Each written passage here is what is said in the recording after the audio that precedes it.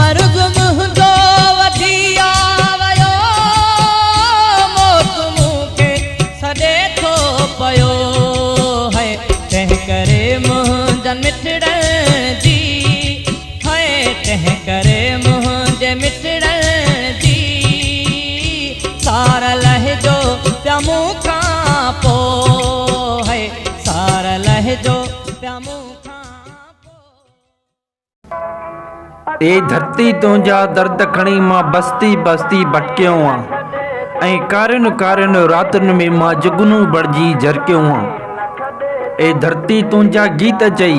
मां हर दिल खे धड़कायो आहे हर दिल में तुंहिंजो दर्द भरे मूं जनता खे जाॻायो आहे अॼु जो उहो कारो ॾींहुं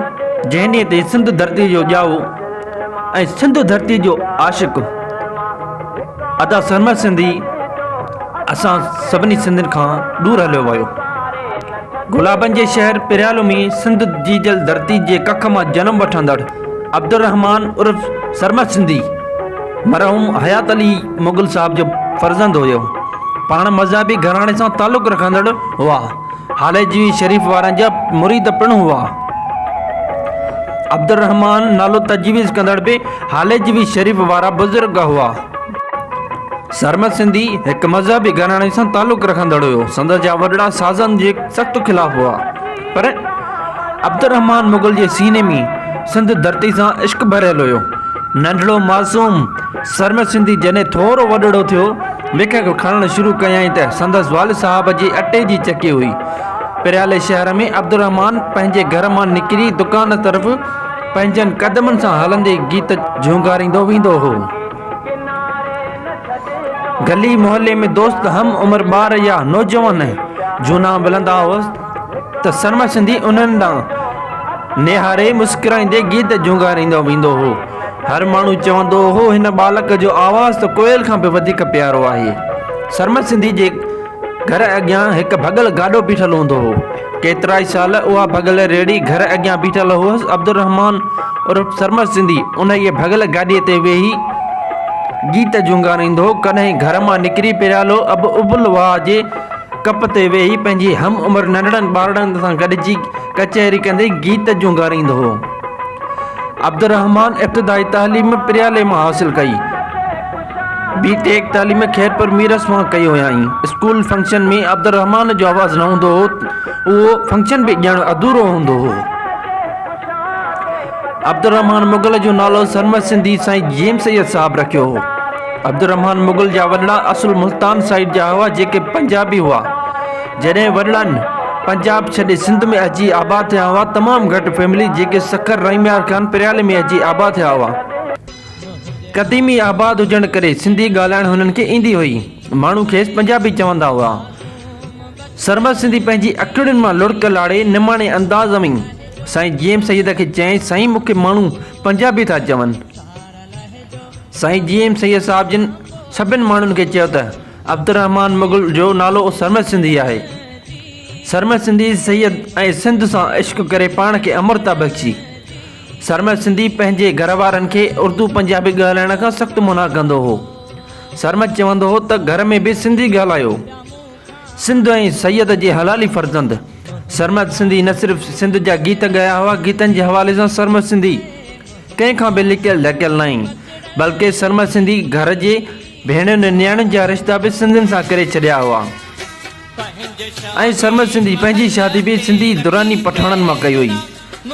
सरमद सिंधी पंहिंजो पाण खे क़ौम में ज़म करे छॾियो हो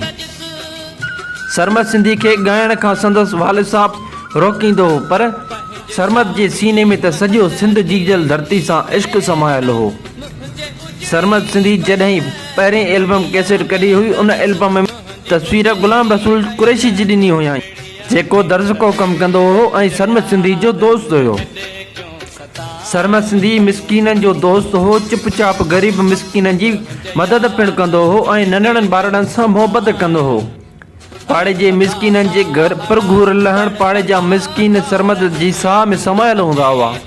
सरमद सिंधी घणी ज़िंदगी त इंजीनियरिंग सां गॾु गुज़ारी हुई पाण KDA में सरकारी नौकरी बि कई हुयाईं ऐं असिस्टेंट कंट्रोलर तौरु पिणु मुक़ररु हो कराची में गबोल ॻोठ में संदसि ओताक बि हुयसि। केतिरनि ई मिसकिननि जी सरमत जानी माली मदद पिणु कंदो हो।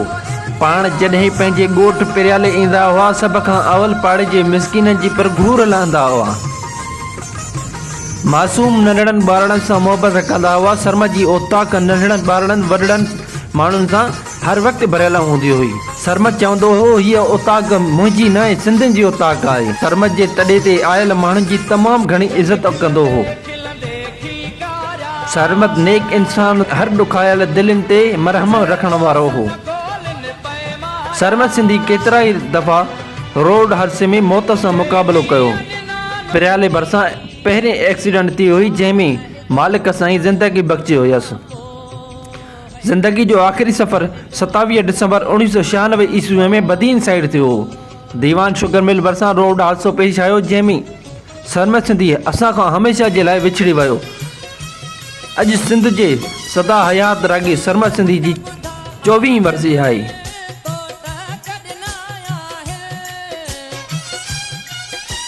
ईअं केरु न विछड़े जीअं विछड़ियो असां खां सरमत। संदसि छॾियल सदा हयात आवाज़ असांखे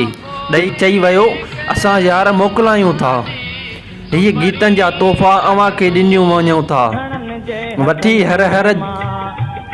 जनम वरबो, मिठा महिराण में मिलबो। जॾहिं हिन दुनिया मां गुज़ारे वेंदासीं, घणनि खे असां बि रुआरे वेंदासीं। घणनि जे हथनि मां किरी थांव पवंदा, घणनि जा त यारो छॾी हां पवंदा। पत्थर जूं दिलियूं बि पिघारे वेंदासीं। गुज़ारे वेंदासीं, घणनि खे असां